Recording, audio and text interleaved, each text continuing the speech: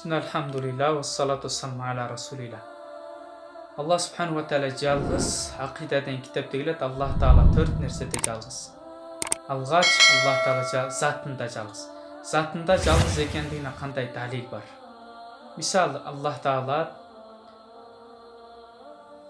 bir мамлекетте екі падиша башқара тұрамыз, не болады? Екі президент башқарса, ал мүмкін емес.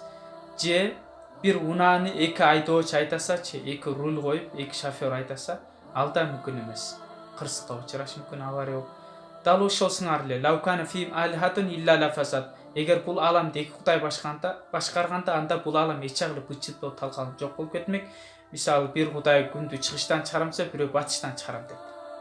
Бирөө жаз кыламса, бирөө кыш кылам дейт. Мына ушинтип бул алам эч жагы бычыт болуп талкалып жок болуп кетмек, эгер эки кудай болгондо. Демек бұл алам өз системасында жүріп жатабы, күн уанда чыгып, уанда батып, мезгил-мезгилмен жүріп жатабы, шынында билесиз, Аллах Таала жалғыз. Экинчи, Аллах Таала жалғыз сыпатында. Сыпатында жалғыз екеніне қандай дәлел бар? Мисалы, Аллах Таала Рахман-Рахим, мейірімді, райымды. Тура сіздің да энеңиз мейірімді. Бирок сіздің энеңиз сізге қандай мейірімділік қылса, қошынан баласын ошондой мейірімділік кыла алабы? Албетте жок. Аллах Таала Müslüman емес, аял еркек, жаш кары дебестен Аллах Таала баарына мейримдүү рызкысын берип жатат. Үчүнчү, Аллах Таала афал кылган иштеринде жалгыз. Мисалы, валима яшаунса ва закар. Аллах кимге кааласа уул берет, кимге кааласа кыз берет. Кимге кааласа жалаң уул, кимге кааласа жалаң кыз берет. Аллах субханаху таала берүүчү.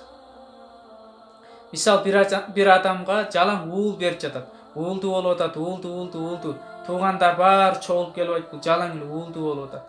Кызды болсун эми, токтосун эми деп, атын токтосун коюп койду. Туғандар токтосун десе эле токтоп калбайт, балки Алла кааласа токсонбай төрөлөт. Же бир инсанга жалаң кыз берип жатат, кызды. Туғандар бар чоғылып келип, бұл жалаң эле кызды болуп атат. Уулду болсун эми, бурулсун эми, же жаңылсын деп, бурул же жаңыл коюп койду.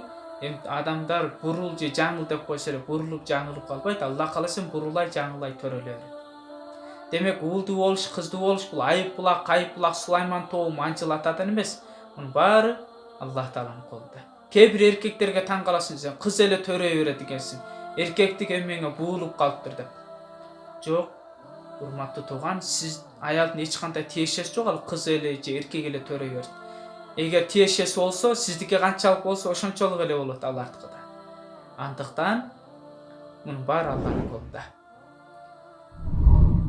Төртүнчү, Аллах Таала ахкам чыгарган өкүмдөрүндө жалгыз. Мисалы үчүн, Кыргызстан боюнча элдин баары ээн талагы чыгып, үйүн жаан жасын, Аллах Таала күн ачык болсун, күн ачык болот. Алла кандай өкүм берсин, ошондой болот.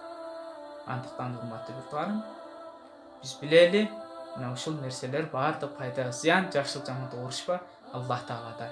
Ассаламу алейкум ва рахматуллахи ва баракатух.